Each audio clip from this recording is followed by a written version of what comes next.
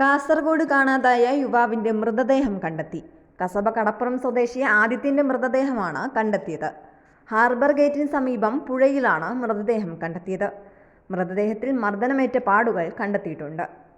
ആദിത്യന്റെ ശരീരത്തിലുള്ള സ്വർണ്ണാഭരണങ്ങൾ കാണുന്നില്ലെന്ന് നാട്ടുകാർ ആരോപിച്ചു. ഇതേസമയം വ്യത്യസ്ത സാഹചര്യത്തിൽ കാണാതായ മറ്റൊരു മൃതദേഹം കൂടി പോലീസ് കണ്ടെടുത്തു. ബാലുശ്ശേരി പനങ്ങാട് നോർത്ത് സ്വദേശി കുട്ടമ്പിലാവിൽ മീത്തലക്ഷ്മിയുടെ മൃതദേഹമാണ് കോട്ടനടപ്പുഴയിൽ നിന്നും കണ്ടെത്തിയത്. തിങ്കളാഴ്ച രാത്രിയിലാണ് ഇവരെ വീട്ടിൽ നിന്നും കാണാതായത്. ഇന്നലെ രാവിലെ മുതൽ നരിക്കുനിയിൽ നിന്നും എത്തിയ ഫയർഫോഴ്സ് സംഘവും നാട്ടുകാരും സന്നദ്ധ പ്രവർത്തകരും പുഴയിൽ തിരച്ചിൽ നടത്തിയിരുന്നു. ഇന്ന് രാവിലെയോടെയാണ് മൃതദേഹം 500 മീറ്ററോളം ദൂരെ പുഴയുടെ താഴ്ഭാഗത്തു നിന്നും കണ്ടെത്തിയത്. വീട്ടിൽ നിന്നും 2 കിലോമീറ്ററോളം നടന്നാണ് ഇവർ കോട്ടനട പാലത്തിലേക്ക് എത്തിയത്.